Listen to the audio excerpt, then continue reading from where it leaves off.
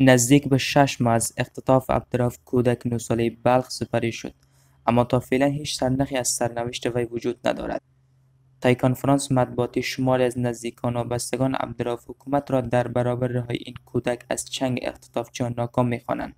از هم میگیم چرا دولت مرکزی، چرا شورای امنیت، چرا جهانیت این صدای ما مردم نمیشنوند؟ این 5 ماه 6 ماه نمیشنوند به خاطر آزادی یک طفل معصوم که این پیشروی ما مردم ماه مبارک رمضان هم است. تا ماه مبارک رمضان چرا آزاد نمیکنن و چرا سرنخ از را پیدا نمیکنن؟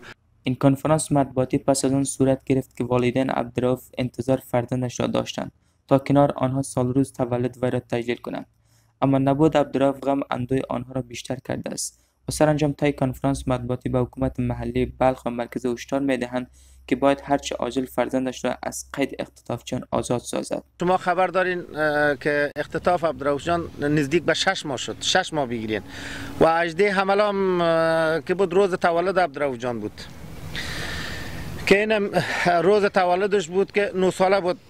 این امروز از 9 سالگی گذشت به 10 ساله شد، اما 10 ساله هم شد کدام توجه خاص دولت نیست. این میبینین شما در می 6 ماه شما رسانه ها شاهد هستین تا امروز یک سرنخ پیدا کرده نتونستن. ایرا به خاطر امروز خمای کنفرانس مطبوعاتی را گرفتیم از همه اولتر برای همه بینندگان عزیز و بالخصوص برای پدر و مادر عبدالرؤف جان خودشان هم نباشه این روزشان تجلیل کردن سال 10 سالگی را برای همه تان تبریک میگم. و دویم دیگه خواسته های ما ترکمن ها به خاطر که اینجا خیمه زدیم صرف به خاطر عبدالرؤف جان است، نه به خاطر کدام گپ دیگه.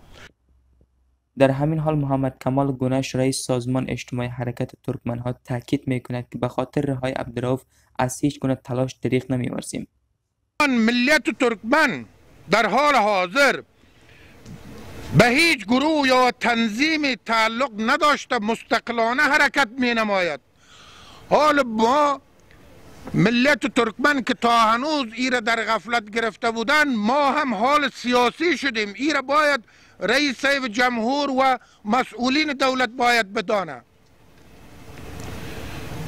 ملت شریف ترکمن از خود نهادهای، سازمانها، شوراها و دیگر نهادهای رسمی از خود داره در سطح افغانستان کار میکنه. این در حالی است که 4 ماه بدین سو کنفرانس‌های مطبوعاتی در رابطه با رهایی عبدالرؤف صورت گرفته ولی هیچ گونه نتیجه بخش نبوده است.